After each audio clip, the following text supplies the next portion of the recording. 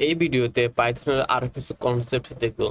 তো প্রথমে দেখি ইউজার থেকে কিভাবে আমরা পাইথনে ইনপুট নিতে পারি।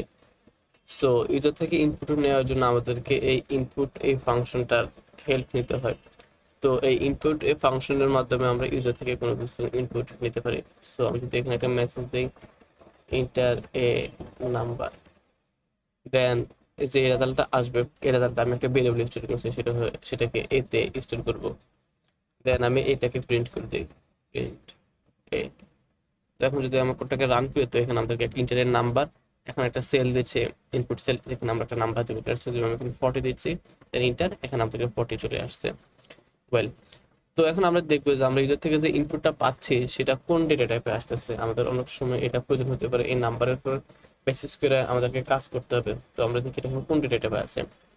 তো আমি কোডটাকে আবার রান করি, 20 দিচ্ছি। তো এখানে আজ দেখতেছি স্ট্রিং, মানে ইউজার থেকে, মানে what I am trying to say, আমাদের এই ইনপুট ফাংশন অলওয়েজ আমাদেরকে একটা স্ট্রিং রিটার্ন করবে, স্ট্রিং ডেটা টাইপের কিছু একটা। তো এটা আমাদেরকে অলওয়েজ মনে রাখতে হবে, তারপর এটাকে আমরা পরবর্তীতে টাইপ কাস্টিং করে আমাদের নিজেদের মতো করে ইউজ করতে পারবো। ওয়েল, তো এখন আমরা দেখবো কিভাবে পাইথনে এক্সেপশনকে হ্যান্ডেল করা যায়। এক্সেপশন মানে কি, কোনো একটা ইরর ঘটলে ইররটাকে কিভাবে আমরা হ্যান্ডেল করব। লেটস অ্যাজিউম আমি এখানে প্রিন্ট করতেছি 9/10, মানে কোনো একটা সংখ্যাকে যদি আমরা 0 দ্বারা ভাগ করি তাহলে এখানে একটা ইরর ঘটবে, সেটা হচ্ছে ডিভিশন বাই ইরর। তো আমি কোডটাকে যদি রান করি তাহলে এখানে একটা ইরর দেখা যাচ্ছে যে ডিভিশন বাই 0, আমরা কোনো একটা নাম্বারকে 0 দ্বারা ডিভিশন করতে পারি না। তো লেটস সে আমরা 10 লাইন কোড লিখছি অথবা 100 লাইন, আমাদের 100 লাইনের মধ্যে 100 লাইন থেকে 50 লাইন আমাদের এরকম একটা ইরর করছে। তো ইরর করার কারণে আমাদের প্রোগ্রামটা ব্রেক হয়ে যাবে। আমরা চাচ্ছি যে কোনো একটা ইরর ঘটলে যাতে প্রোগ্রামটা যাতে ব্রেক না হয়, প্রোগ্রামটা যাতে অ্যাজ ইট ইজ রান হয়, এরকম কিছু একটা করব। তো এর জন্য আমাদেরকে ট্রাই অ্যাকসেপ্ট ব্লক ইউজ করতে হবে। তো লেটস অ্যাজিউম আমি এখানে ট্রাই নিচ্ছি, ট্রাইয়ের পর আমাদেরকে কোলন, দেন আমি ট্রাইয়ের ভিতরে এই কাজটা করবো, যে কোনো একটা কাজ, যেটা আমাদের ফাইল হ্যান্ডেলিং হতে পারে অথবা ডেটা ফেচ হতে পারে, অথবা it could be anything. Well, then আমরা এই ট্রাই ব্লকটা, ট্রাই মানে হচ্ছে আমরা এই কাজটা করবো, তারপরে হচ্ছে অ্যাকসেপ্ট, এই এক্স সিপি সিপিটি অ্যাকসেপ্ট, মানে এখানে অ্যাকসেপ্ট মানে হচ্ছে আমাদের এই ইরর ঘটলে কি করবে, মানে ইরর ঘটার পর আমরা এখানে মেসেজটা দেখাবো না, দেন আমরা এখানে প্রিন্ট করবো যে ইরর, মানে something went wrong, something went wrong, আর এন জে। আমরা সরাসরি ভাবে ইরোটা না দেখে জাস্ট আমাদের নিজেদের মতো করে একটা কাস্টম মেসেজ দেখাচ্ছে, এই তো। তখন যদি কোডটাকে রান করি তো এখানে আমরা দেখছি যে সামথিং পয়েন্ট রং, যে এই প্রিভিয়াসে যে ইরোটা দেখছিলাম ইরোটার এখানে শো করে নেই। তো আমি যদি এখানে আবার টু দেই, অ্যাজ ইট ইজ এটা কাজ করতেছে। ওয়েল, তো দেন আমরা এখানে ট্রাই ক্যাচ ব্যতীত আরেকটা ব্লক আছে, সেটা হচ্ছে ইলস। তো ইলস আমি কোডটাকে রান করি, ইলস ব্লক, ইলস ব্লক, তখন কোডটাকে রান করি, ইলস। তো এখানে আসি এলস, আচ্ছা এলস ব্লককে আমাদেরকে অলওয়েজ অ্যাকসেপ্টের পরে লিখতে হবে, অ্যাকসেপ্টের পরে এলস এর ব্লকটা লিখতে হবে। তো এখানে আমার ইলস এটা, মানে এটার কাজ কি, যদি আমাদের এই কোডে যদি কোনো এরর না ঘটে তাহলে আমাদের এই ইলস ব্লকে চলে যাবে, এটা হচ্ছে আমাদের মানে এটার রুলস। তো এখন আমি এখানে একটা এরর ঘটাচ্ছি ডিভিশন বাই 0, দেন আমাদের এই অ্যাকসেপ্ট এই ব্লকটা কাজ করতেছে, এখন আমাদের এই ইলস ব্লকটা কাজ করতেছে না, ট্রাই এবং ইলস ব্লকটা কাজ করবে। যদি কোনো এরর না ঘটে তাহলে আমাদের এই ইলস ব্লকটা কাজ করবে, এটা হচ্ছে মেইন কনসেপ্ট। তো দেখেন এখন আমাদের এই ইলস ব্লকটা কাজ করতেছে, আর এখানে এজ ইট ইজ 9 এর 2 দ্বারা ভাগ করে 4.5 এটা আসতেছে। ওয়েল, এই তো এটা হচ্ছে আমাদের বেসিক কনসেপ্ট। দেন আমাদের আরেকটা ব্লক আছে, সেটা হচ্ছে ফাইনালি, ফাইনালি মানে হচ্ছে আমাদের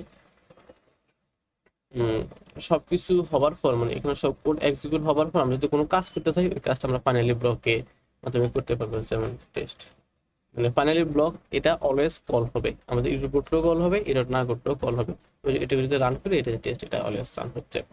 তো আমি আবার সহজে রিক্যাপ করি, ট্রাই ক্যাচ, ট্রাই অ্যাকসেপ্ট ব্লকটা ইউজ করে যখন আমরা এমন প্রোগ্রাম লিখবো যেখানে কোনো ইরর ঘটার সম্ভাবনা হয়, তো ইরর ঘটলে আমাদের প্রোগ্রামটা যাতে ক্র্যাশ না করে, ওই ক্র্যাশটাকে প্রিভেন্ট করার জন্য আমরা এই ব্লকটাকে ইউজ করবো। সো ট্রাইতে আমরা আমাদের ইরর জনিত গঠিত কোডটা লিখবো, তারপরে অ্যাকসেপ্টে আমরা বলবো যে এই ইরোটাকে সুন্দর মতো দেখাবো অথবা এটাকে প্রিভেন্ট করার ট্রাই করবো। তারপরে হচ্ছে এখানে প্রিন্ট ব্লক, যদি আমাদের কোনো ইরর না ঘটে, যদি আমরা কিছু করতে চাই সেটাকে আমরা ইলস ব্লকে করতে পারবো।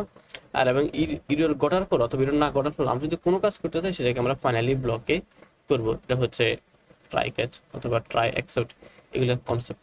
ওয়েল, তো এখন আমরা দেখবো পাইথনের মডিউল। তো পাইথনের বিল্টের অনেকগুলো মডিউল দেওয়া আছে, যেমন এখানে ডেট টাইম মডিউল দেওয়া আছে। আমরা ডেট টাইম মডিউলগুলো ইউজ করে প্রোগ্রামটাকে আরো অনেক করতে পারি।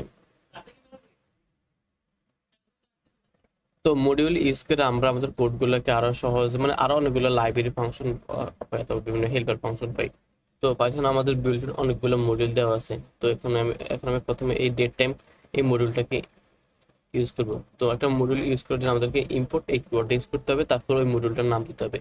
তো এখন যদি আমি এই মডিউলটাকে যদি প্রিন্ট করে দিই ডেট টাইম,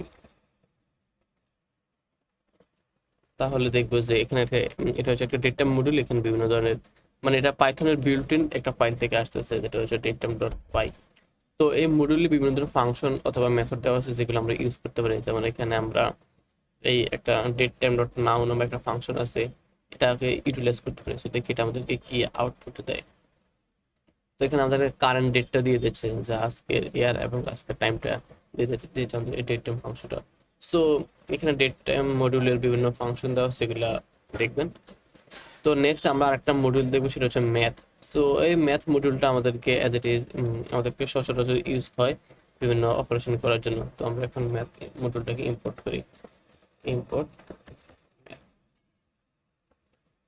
সো আমরা যদি চাই এই ম্যাথ এটাকে আরো অন্য একটা ওয়ার্ড দ্বারা ইউজ করবো, তো সেটা করতে পারবো। এটাকে বলা হয় অ্যালিয়াস। আমি চাইছি ম্যাথ এই মডিউলটাকে আমরা এম দ্বারা ডিনোটেট করবো, তো এটাকে বলা হয় এলিয়াস। আমরা চাইলে এলিয়াসও করে নিতে পারি।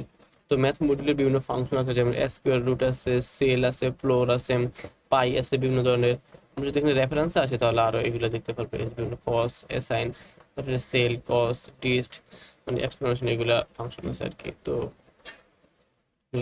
বিভিন্ন কনস্ট্যান্টের ভ্যালু আছে, যেমন ই ইনফিনিটের নাম পাই এগুলো আর কি। তো আমি এখন ম্যাথের পাই এটাকে দেখবো, ম্যাথ PRIN ডট পাই। তো এখানে আমাদের পাইয়ের ভ্যালুটা দিয়ে দিচ্ছে এরকম আর কি। সো দেন আমরা ম্যাথের স্কোয়ার রুটের ফাংশনটাকে ইউজ করি, SQRT স্কোয়ার রুট 64 দিই, রান করে আমাদের রেজাল্ট দিচ্ছে 8। তো এইভাবে আমরা বিভিন্ন ধরনের মডিউল ইউজ করতে পারি। ওয়েল, সো এখন আমরা দেখবো পাইথনের পিপ। সো পিপ দ্বারা কিভাবে ইউজ করতে পারি। পিপ মানে হচ্ছে package manager for Python. So আমাদের পাইথনে বিভিন্ন প্যাকেজ নিয়ে কাজ করতে হবে, যেমন এখানে এগুলো হচ্ছে বিল্ট ইন প্যাকেজ অথবা মডিউল। তো আমরা দেখি আমাদের সিস্টেমে কি কি পাইথনের প্যাকেজ আছে সেটা কিভাবে চেক করবো। তো এখানে আমি পিপ লিস্ট এই কমান্ডের দিকে যদি হিট করি, তাহলে এখানে আমাদের এই সিস্টেমে কি কি মডিউল আছে সেগুলো দেখানো আছে, যে এখানে আমাদের অনেকগুলো মডিউল ইনস্টল করা আছে, এগুলা দেখতে পাচ্ছি আর কি। আমরা যদি পিপের ভার্সন দেখতে চাই, তাহলে এখানে পিপ PERSION কমান্ডটাকে যদি রান করি, এখানে আমাদের এই পিপের ভার্সনটাকে দেওয়া আছে। ওয়েল, তো এখন দেখবে কিভাবে আমরা একটা নতুন প্যাকেজ ইনস্টল করতে পারি। তো নতুন প্যাকেজ ইনস্টল করার জন্য দেখবে তেমন কিছুই না, জাস্ট পিপ ইনস্টল, তারপর আমাদের এই প্যাকেজটার নাম বলে দিতে হবে। সো লেটস সি আমি ক্যামেল কেস নামে একটা প্যাকেজ ইনস্টল করতেছি। সো পিপ ইনস্টল আমার, এটাকে রান করি, তারপর আমাদের এই প্যাকেজটা ডাউনলোড হয়ে যাবে। আমাদের নেটের উপর ডিপেন্ড করে আমাদের এই প্যাকেজটা ইনস্টল হয়ে যাবে আর কি। আচ্ছা, যাই হোক, সো দেন আমরা এই প্যাকেজটাকে বিভিন্ন ডিটেলস করতে পারি আমাদের আমাদের প্রয়োজন মতো। তো এটা ইনস্টল হোক, দেন আমরা একটা সেল ওপেন করি, নিউ সেল, দেন এখানে দিয়ে এটাকে রান করি। তো এটা আমাদের এখানে ক্যামেল কেস ওয়ার্ডটা করে দিচ্ছে, মানে ক্যামেল কেস মানে হচ্ছে ফার্স্ট ক্যারেক্টারটাও বড় হতে হবে এরকম আর কি। আচ্ছা, ওয়েল, তো আমরা পাইথনের পিপ দেখলাম, ট্রাই ক্যাচ ব্লক দেখলাম, ইউজার থেকে দেখলাম। তো এখন আমরা দেখি স্ট্রিং ফরম্যাটিং, যে পাইথনে আমরা কিভাবে স্ট্রিং কে ফরম্যাট করতে পারি।